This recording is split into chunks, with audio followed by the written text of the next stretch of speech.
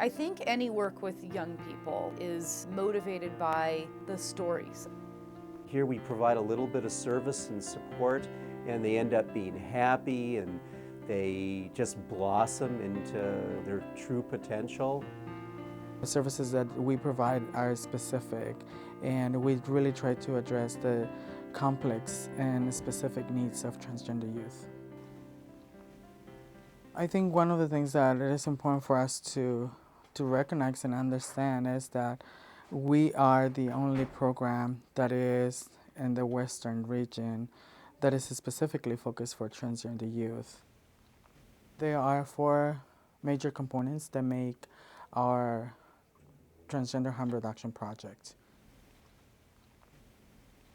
We provide individualized case management, which we help transgender youth try to address their specific needs, whether it would be housing or, drug treatment, whatever the case may be. I had an incident where I was ready to commit suicide because of family issues not accepting my identity. And, when I had nowhere to go to, I turned around and I came to CHLA and talked to my case manager, Baby Sarcea, and I was able to get real help and support, knowing that I deserve to live and I'm somebody here. And if anybody I can go to, it is CHLA. We also have our mental health component, which we help transgender youth, deal with the gender identity issues. The comorbidities or things that exist with body dysmorphia, anxiety, depression, suicidality, high-risk sexual behavior, illicit drug use, all of these things that people are doing to cope with that dysphoria that really comes from the external environment requires treatment. All adolescents and young adults have a lot of things going on that are very similar, but then that there's unique and specific needs within the transgender youth community that need to be addressed, and that they need service providers who are educated, who care to be proactive, to learn, and to provide them the services that are really going to help them. And in our medical services department, we do have transgender youth who are HIV positive, as well as transgender youth who are HIV negative, and we provide them with general medical care and hormonal treatment. I saw a doctor for hormones from the age of 18 till I aged out of the program, and it helped out a lot because I was able to not overdose on hormones. I was able to not have bad migraines or blood clots. Trans youth are probably one of the most underserved and needy populations around, because this isn't information that's taught in medical school or in residency. There aren't a lot of providers that are there because it's a population with a lot of stigma, and a lot of providers feel uncomfortable or unwilling to provide that service. So we feel very strongly that we need to be able to provide comprehensive services to patients so that ultimately they can develop healthy and happy and productive lives. The medical services that we get here, and most of the times, like Medi-Cal won't pay for like our hormones and, just general stuff. And usually that's one of the reasons why we don't even go to a doctor for like a physical, for like anything that's wrong with us. And because we're scared, because we're transgendered and most doctors aren't trans friendly.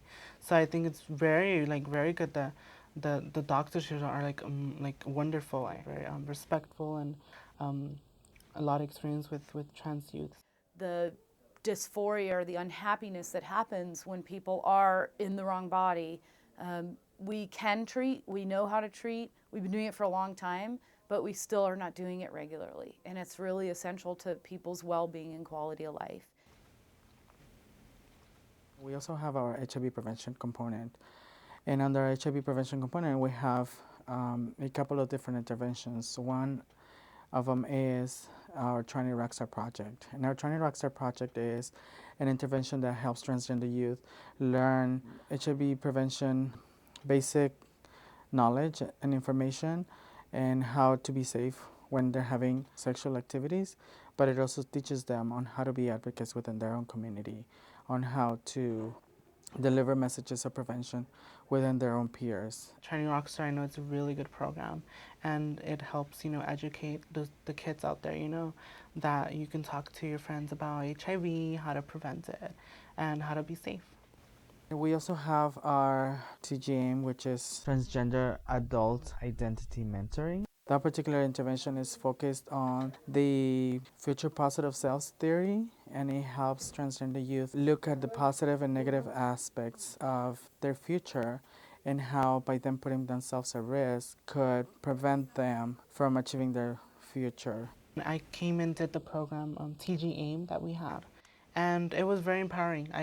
I was barely starting to transition, so that helped me out a lot, to meet a lot of the girls, talk about my feelings, my fears.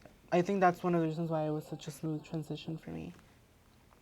This is a place where people can leave an abusive household, a dangerous neighborhood, and just come sit and be peaceful and not think about what's outside these walls. It helps me understand myself better. It helps a lot of young transgenders, and it helps me to go through life. It's like a safe place to share and learn and ask questions and be yourself.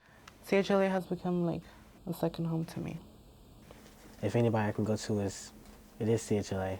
With drugs or negative people in my life, negative partners, unsupported family, I don't, thankfully I don't have that anymore because of the power that I was given and the voice that I have now.